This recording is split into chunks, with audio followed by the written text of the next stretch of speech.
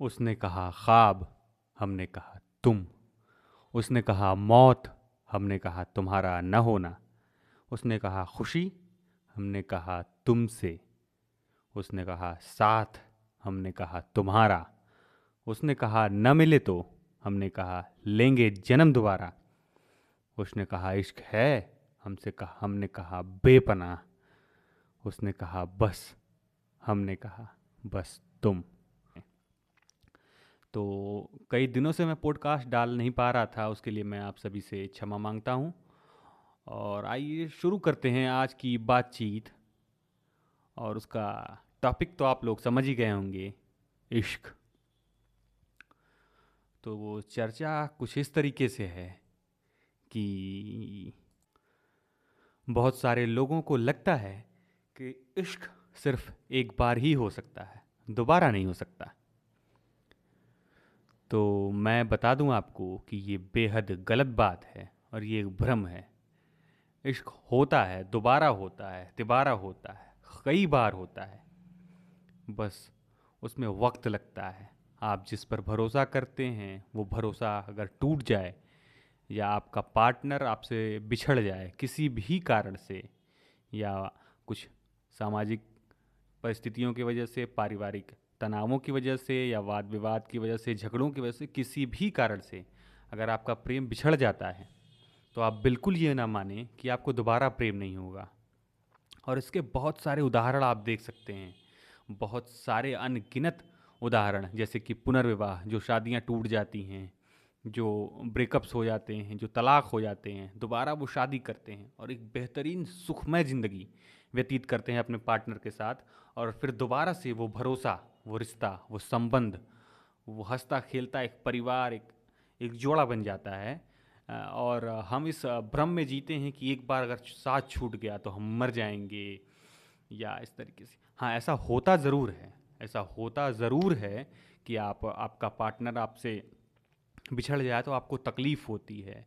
बहुत लोग गलत तरीके से, बहुत लोग सही तरीके से इसे अपने ज़िंदगी से ढालते हैं, अपने आप को जीना सिखाते हैं, अपने आप को सिखाते हैं कि बिना किसी और के भी ज़िंदगी जी जा सकती है। हाँ, थोड़ी दिक्कत होती है, थोड़ी तकलीफ़ होती है, क्योंकि हमारी आदत में शामिल हो जाता है किसी से बात करना, किसी के साथ वक्त बिताना, किसी से लड़ना, झगड़ना, रूठना, मनाना, प्यार करना और बात करना। तो ये बेहद मुमकिन है कि आपको दिक्कत होगी, आपको तकलीफ़ होगी, मगर ये बात नहीं है कि आप ज़िंदगी जीना छोड़ देंगे। बहुत लोगों ने बड़ी गलत तरीके से अपने आप को ज़िंदगी को जिया, जैसे कि वो शराब का सहारा लेते हैं, सिगरेट का सहारा लेते हैं, और उनके दोस्त भी उनको इस तरीके से मोटिवेट करते हैं कि कोई चला गया तो कोई बात नहीं, चलो शराब पीते हैं, चलो कुछ गलत कामों में संलिप्त होते हैं।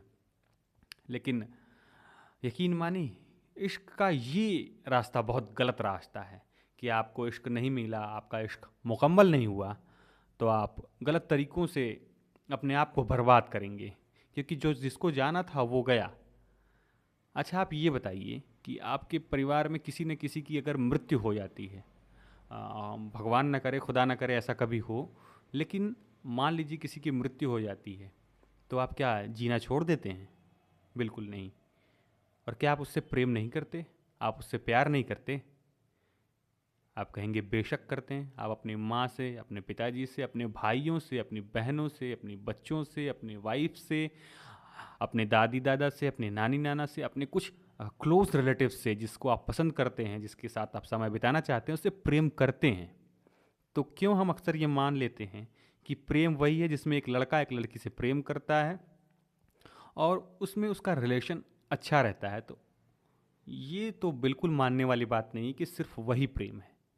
प्रेम के कई प्रकार होते हैं, कई तरीके का प्रेम होता है। बस में हम हर जगह उस प्रेम को व्यक्त नहीं करते। हम माँ बाप से अपने प्रेम को हरदम व्यक्त नहीं करते कि हाँ, हम हमेशा उनसे कहते हैं कि हाँ मम्मी आई लव यू, पापा आई love you, I care for you, I trust you. ये सब हम बोलते हैं अपने पापा से, अपने मम्मी से। जहाँ तक मुझे लगता है बहुत सारे लोग, या ज़्यादातर लोग, अपने माँ बाप से ये सब चीज़ें नहीं बोलते। वो सिर्फ अपने पार्टनर से या रिलेशन में जिसके साथ हैं उससे बोलते हैं। क्यों? क्योंकि ये ट्रेंड में है, ये फैशन है कि आप उससे बोलते हैं हाँ बाबू I love you, baby I love you, बच्चा आई लव यू, हाँ मैं तुम्हें प्यार करता हूँ, मैं तुम्हें पसंद करता हूँ, तुम अच्छी लगती हो, हम उनको कॉम्प्लीमेंट देते हैं हर दूसरे दिन, हर रोज़ कि हाँ अच्छी लग रही हो, कपड़े अच्छे हैं, सैंडल अच्छा है, बैग अच्छा है। क्या आपने कभी ऐसा सोचा कि आपने अपने घर वालों को कभी ये कॉम्प्लीमेंट दिया, अपने भाई से बोला कि भाई यार हेयर स्टाइल तेरी अच्छी लग रही है आज, अ, ये बहन ये चुड़ैलों की शक्ल बनाई रहती है रोज, आज तो अच्छी लग रही है तू। अ, ऐसा कभी आपने कुछ इस तरीके का कुछ कॉम्प्लीमेंट दिया आपने? तो आप इश्क को इस तरीके से बिल्कुल ना समझें कि वो चला गया तो आप बर्बाद हो जाएंगे, मर जाएंगे। हाँ लेकिन एक बात और, ये कहना बहुत आसान है, बहुत इजी लगता है ये कहना, दूसरों को समझाना कि कोई बात नहीं यार जी लेंगे ज़िंदगी, ज़रूरी थोड़ी है कि उसका होना ज़रूरी हो। लेकिन इससे गुज़र जाना, इससे सफ़र करते हुए आगे बढ़ जाना और ग्रो कर जाना बेहद मुश्किल काम है, कठिन काम है। और पता नहीं क्यों मुझे लगता है आप लोग मुझसे मेरी बात से सहमत होंगे कि ये मुश्किल काम है, वाकई मुश्किल काम है, क्योंकि आपने देखा होगा फिल्मों में ज़्यादातर इस तरीके की चीज़ें दिखाई जाती हैं कि शराब पीना, सिगरेट पीना और गलत तरीके के कामों में संलिप्त होते हैं। लेकिन अपने आसपास आपने ज़रूर देखा होगा कि हाँ वो उसके साथ था, वो प्यार करता था, प्यार करती थी, फिर किन्हीं कारणों की वजह से दोनों लोग अलग हो गए। लेकिन फिर भी कुछ दिन के दिक्कत के बाद, कष्ट के बाद, लड़ाई झगड़े और डिप्रेशन, यहाँ तक हाँ डिप्रेशन के बाद फिर स्थितियाँ सुधरने लग जाती हैं, नॉर्मल होने लग जाती हैं ज़्यादातर केसेस में। तो आपको भी ऐसा बिल्कुल सोचना चाहिए कि एक बार प्यार हो गया है तो दोबारा होगा। आपने कष्ट सहे, आप उससे उभर चुके हैं, आप एक नए इंसान के रूप में हैं, आप एक नए आदमी या औरत या लड़के या लड़की के रूप में आप उभर चुके हैं, आप उन गलतियों से सीख चुके हैं या उन गलतियों को समझते हैं जिन गलतियों की वजह से वो रिश्ता टूटा। लेकिन फिर भी मोहब्बत का अपना एक नशा होता है, एक अपना जुनून होता है, फिर से वही सारी बात, फिर से वही खाना खाया पिया बात किया, फिर से वही सब दोहराने का भी अपना एक मज़ा होता है। वो एक बेहतरीन शायरी है, अब शायर का नाम क्या है याद नहीं है मुझे, वो कहते हैं कि ये पहला इश्क है तुम्हारा जान लो, मेरे लिए ये रास्ता नया नहीं। तो लेकिन इश्क की बात गज़ब है, दोबारा हो तिबारा हो, 18 की उम्र में हो, 25 की उम्र में हो, 45 की उम्र में हो या 14 की उम्र में हो, इश्क का अपना एक जलवा है। आपको क्या खुशी मिलती है, सुकून मिलता है। आप अपने पार्टनर से बात करते हैं, हंसते हैं, खेलते हैं, लड़ते हैं, झगड़ते हैं, रूठते हैं, क्या बात है, सुबहें एकदम रंगीन सी सुबहें, शामें गज़ब सी शामें।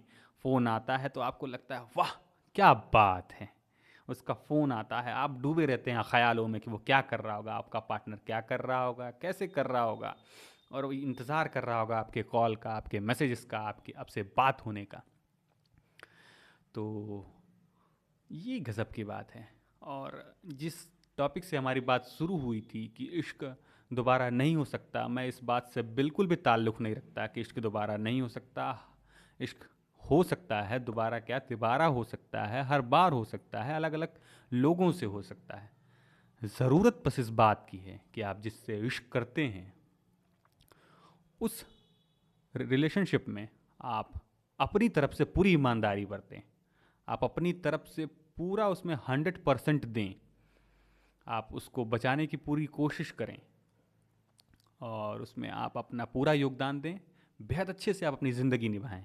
लेकिन ये कभी ना सोचें, अगर आपके साथ कुछ गलत हुआ तो आप ये बिल्कुल ना सोचें कि आप टूट गए हैं और आप दुनिया में इकलौते ऐसे आदमी हैं, इकलौते ऐसे औरत हैं, लड़की हैं, लड़के हैं जिसके साथ ये हुआ है। बहुतों के साथ हो चुका है और बहुतों ने अपनी ज़िंदगी बहुत ही पॉजिटिव तरीके से, बहुत अच्छे तरीके से आगे बढ़ाई है और उन्होंने ग्रो किया है और उन्होंने कामयाबी हासिल की है। तो यकीन मानिए आप भी कर सकते हैं। तो इसी के साथ आज का ये एपिसोड पॉडकास्ट का यहीं समाप्त करता हूँ और उम्मीद करता हूँ कि आपको पसंद आया होगा, और पसंद आया तो आप ज़रूर बताइएगा कि आपको क्या पसंद आया और क्या आप सुनना चाहते हैं, और अपनी कहानियों को भी और दूसरों की कहानियों को भी जो आप सुनना चाहते हैं, सुनाना चाहते हैं औरों को, आप हमें लिखिएगा ज़रूर और बताइएगा ज़रूर।